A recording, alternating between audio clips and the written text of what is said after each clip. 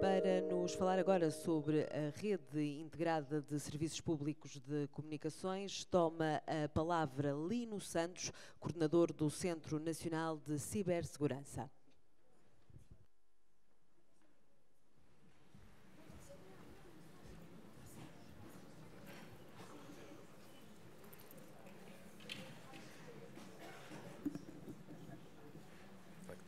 Boa tarde, Sr. Ministro, Srs. Ministros.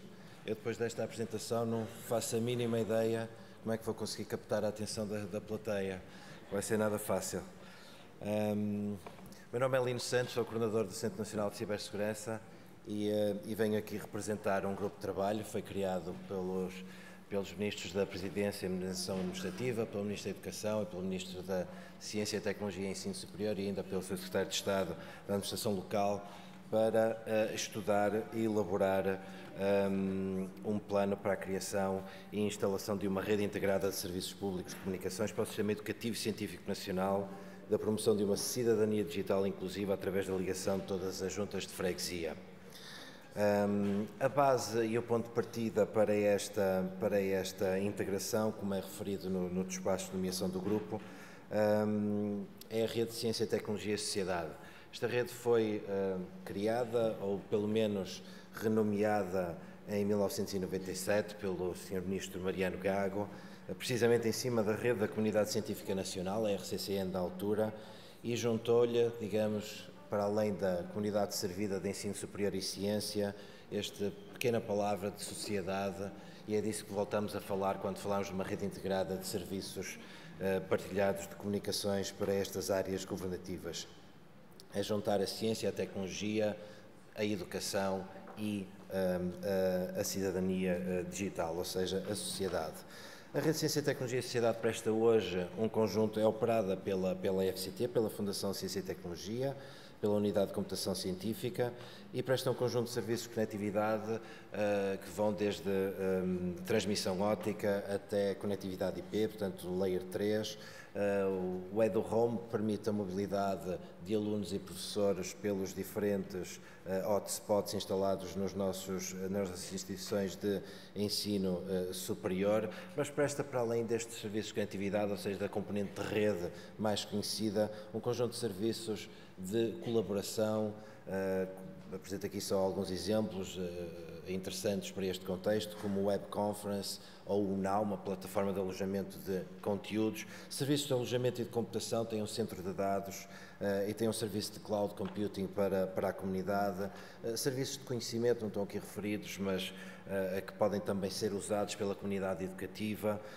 E serviços de segurança, onde se destaca aqui a identidade digital, a Federação de Serviços, o Serviço de Resposta a Incidentes de Segurança e serviços de certificação ou de emissão de certificados digitais para a comunidade. Esta rede está interligada à rede académica europeia, tem ligações de peering com a rede académica espanhola, que vão sofrer um upgrade muito próximo para 100 gigabits, e já foi aqui falada a cooperação em matéria de supercomputação também com este país, e depois tem um conjunto de ligações internacionais e de caches dos grandes prestadores de serviços digitais que permitem, de alguma forma, poupar este recurso escasso que é a largura de banda e a conectividade exterior. Por seu turno, a rede alargada de educação liga os organismos do Ministério da Educação e gera e opera uma rede de acesso para as cerca de 4.500 escolas distribuídas do continente, distribuídas pelo país. É também responsável pela gestão de redes locais destas mesmas escolas, e depois tem outros serviços na camada aplicacional, de gestão de alunos, os cartões de alunos, o controle de acessos, a videovigilância, portais de escolas, etc, etc. Esta rede já hoje se liga à RCTS em 2 pontos, em Lisboa e no Porto, e já partilha alguns dos custos da RCTS, nomeadamente a conectividade internacional, ou externa, vamos chamar assim, conectividade externa. Uma outra dimensão que é trazida aqui é o da ligação das juntas de freguesia. Portanto, no contexto já foi referido da cidadania digital e de inclusão e também diminuição de um digital divide que ainda hoje existe. Portanto, foi identificada e foi feito um inquérito por este grupo de trabalho às juntas de freguesia. Foram identificadas, de facto, grandes assimetrias no que respeita a recursos existentes e ligação à internet nas juntas de freguesia do nosso país. Destacava aqui apenas um dos gráficos que está presente no nosso relatório, onde se pode ver que menos de 50% das juntas de freguesia disponibilizam postos de acesso, sejam computadores pessoais, sejam outro tipo de dispositivos, para utilização ou ligação à internet. Falando agora, portanto, isto é o presente, falando agora um bocadinho no futuro, cada uma destas duas redes tem planos em marcha, portanto a RCTS vai alargar a sua cobertura de fibra, a disponibilidade de largura muito larga a todas as entidades de ensino superior do interior, portanto ainda onde hoje não tem esse tipo de capacidades, vai reforçar as ligações à Espanha, como foi referido, vai participar de um projeto de ligação do continente sul-americano à rede académica europeia, através do cabo Ela-Link, que desagua ou amarra em Sines, mas foram identificadas um conjunto de melhorias também que não estão planeadas. É necessária uma melhoria urgente no acesso à internet das escolas. Hoje em dia a ligação entre as duas redes é feita a 17 gigabits por segundo, peço desculpa.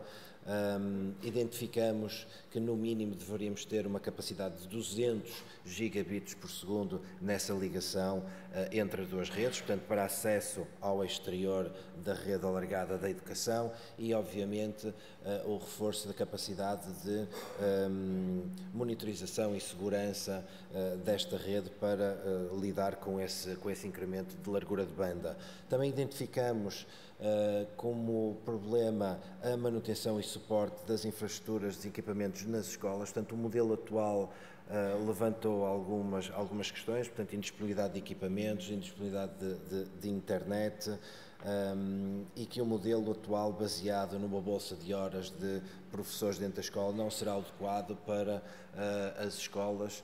Se pensarmos que há escolas que já são maiores do que pequenas e médias empresas que têm serviços de informática residentes, portanto as escolas devem também partir para uma situação de um suporte e manutenção profissional destas infraestruturas que são essenciais já para o contexto educativo.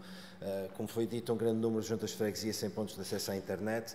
Depois vemos como desafio e oportunidade a nova Lei Quadro de transferência das competências para autarquias locais e para entidades intermunicipais. Já vimos hoje de manhã alguns excelentes exemplos de iniciativas de municípios nesta área da inclusão digital. Vemos que poderão haver, e sabemos de alguns bons exemplos, autarquias que possam ir para além daquilo que é definido do ponto de vista central pelo Ministério da Educação e dar melhores serviços aos alunos do seu município. Portanto, devemos estar abertos a que esses municípios tenham disponibilidade e interesse em ir para além da baseline, que o possam fazer e, portanto, temos que ter uma arquitetura que suporte essa variedade. Outras formas de contratação de serviços, a contratação de serviços nas escolas, por exemplo, é uma rede complexa com 4.500 pontos de acesso, cuja instalação, de cada vez que se muda de operador, e isto não acontece muitas vezes exatamente por causa do que eu vou dizer a seguir, demoramos cerca de 2 anos a instalar. Ou seja, num contrato público de 3 anos de operação, 2 desses anos são a instalar a rede. Ora, temos que arranjar aqui uma outra forma de fazer a contratação de serviços que promova a concorrência no mercado, que o atual não promove, e que de alguma forma possibilite uma visão de mais médio prazo. E depois pensar num modelo em que não se interliga as redes, mas sim que se integra. E isto significa integrar não só a parte de conectividade, mas também integrar a componente de serviços que eu referi atrás. Serviços de colaboração, serviços de acesso ao conhecimento, serviços de segurança, todo o portfólio de serviços que já é hoje prestado à comunidade de ensino superior e também os serviços que são prestados na rede alargada de educação e que façam sentido também prestar à comunidade de ensino superior. Agora, não podíamos também fazer este relatório sem pensar o que é a perspectiva da utilização das tecnologias no contexto educativo. E aqui tivemos o contributo da Direção-Geral de Educação, identificando um conjunto de necessidades futuras no tocante à utilização de serviços de comunicação no contexto educativo. E aqui estamos a falar da generalização do ensino das TIC a todos os anos de escolaridade básica. Isto coloca pressão sobre a infraestrutura. A progressiva utilização de manuais escolares digitais coloca pressão sobre a infraestrutura e principalmente pressão sobre a infraestrutura wireless, o Wi-Fi. Os alunos querem ter acesso aos manuais escolares fora da sala de aula e precisam ter uma rede capaz de aguentar essa intensividade de utilização e uma tendência crescente também para o uso de webconference e de vídeos educativos no contexto escolar. Tudo isto aponta para termos que ter redes mais capazes e redes mais aptas, porque se não funcionam, tudo falha. Tudo falha.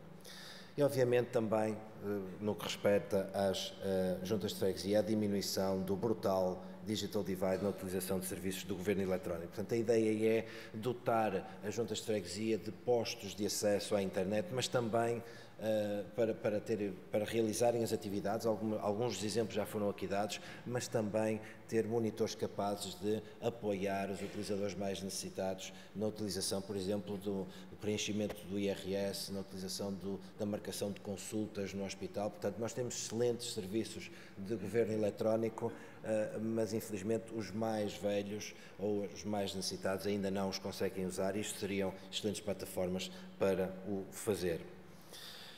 O grupo definiu um conjunto de princípios antes de avançar para as soluções, que passam pela separação contratual das competentes de acesso, tentar, lá está, condicionar várias situações, diferentes comunidades, diferentes soluções tecnológicas, diferentes tecnologias e preparar a rede no seu core para esta mescla de situações. Integração com outras redes existentes, sejam elas ministeriais, Internet Exchange Points, centros de dados, mas também toda a infraestrutura que nos últimos anos foi sendo instalada por alguns municípios, por algumas entidades intermunicipais, por algumas regiões digitais e que pode ser usada para ligação de escolas ou de juntas de freguesia para esse efeito. Portanto, a rede tem que estar preparada para receber esse tipo de ligações e não ter um modelo do one size fits all. Ter uma governança técnica simples e clara e, obviamente, um modelo de sustentabilidade simples e claro. A arquitetura proposta é esta, portanto, em vez de termos 2 pontos de acesso nesta rede integrada, passamos a ter pontos de acesso preparados em todas as capitais de distrito do país, pelo menos, e vamos ter essa capacidade durante 2019 e início de 2020, portanto, através de um projeto de financiamento de RCTS 100. Ter diversidade tecnológica na componente de acesso e receber ligações não apenas dos concursos públicos que são realizados por estas entidades contratantes, mas também de municípios que queiram ligar as suas escolas, de outras iniciativas individuais para ligação à internet. O grupo também, de alguma forma, identificou que seria necessário olhar a governança desta rede integrada de uma forma vertical, ou seja, se quisermos ir para além da interligação de redes, se quisermos ter uma integração de redes, precisamos ter uma governança conjunta ou uma governança única que, de alguma forma, chegue pelo menos até à terceira camada numa primeira fase do que está aqui descrito. Portanto, serviços de suporte, serviços de rede e os serviços básicos de comunicação que são digamos, comuns ou partilháveis por todas as entidades, por estas diferentes comunidades. Os serviços específicos poderiam ser integrados de uma forma progressiva. E definimos, obviamente, um plano de ação com medidas de curto prazo para realizar estes objetivos. As medidas de curto prazo são resolver os problemas imediatos da largura de banda e são, digamos, de preparar a rede, a atual RCTS, portanto, a rede integrada de serviços partilhados de comunicações, para receber este modelo de geometria variável que foi aqui apresentado e preconizado pelo grupo de trabalho.